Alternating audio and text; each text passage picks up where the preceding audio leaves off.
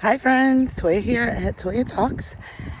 It's week 2, day 2 of training, and I'm back on here just to give you guys a few more lessons I've learned as I've been training for my first 5K.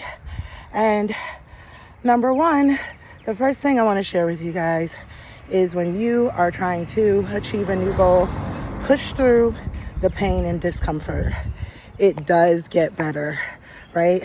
My first week of training, after the first day, I was so sore.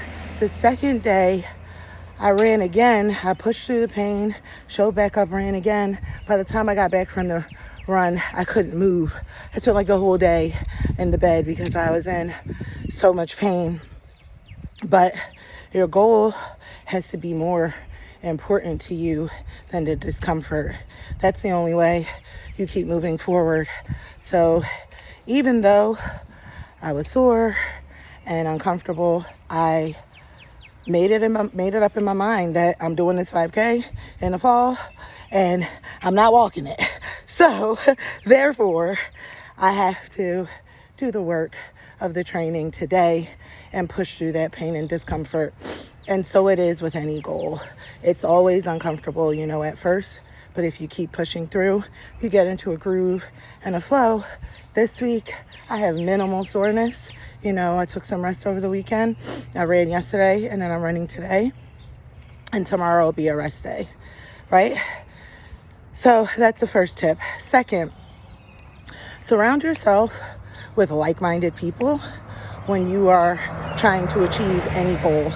I will tell you, it gives me so much comfort when I'm running and I see another runner out there. It pushes me to dig a little deeper and push forward. So if you're trying to build a business, write a book, run a 5K, build a new routine, find other people who are doing the same thing. And here's a little hack I have. I used to get irritated when people told me this, find someone on the journey, because when I first started, building a business or, trying to lose weight, I was like the only one that was really serious about doing it at the time.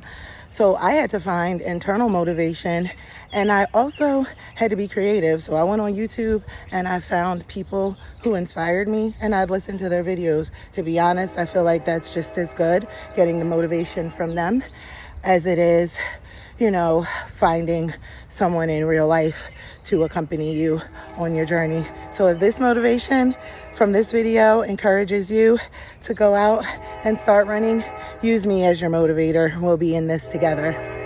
And then lastly, the third lesson, and this is probably the most important one, your feelings don't get to vote on what you want to do in the morning. Do not consult your feelings, okay?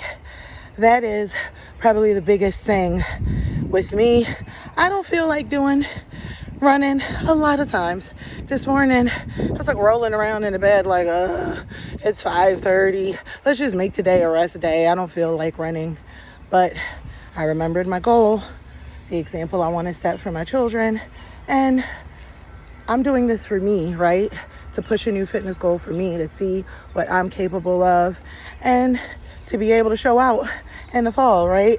So my feelings are never going to be attached to my goal, right? My feelings aren't focused on my goal. My feelings are focused on, letting me do what I want. And that's not always what's best for me, right? So that's my final tip. Don't consult your feelings. Consult your vision. Consult your goal that you want for yourself, and take the steps every day to move forward. Even if it's just baby steps, you will get there. Consistency is key. All right? So, guys, I hope this was helpful. Have an awesome week, and I'll see you soon.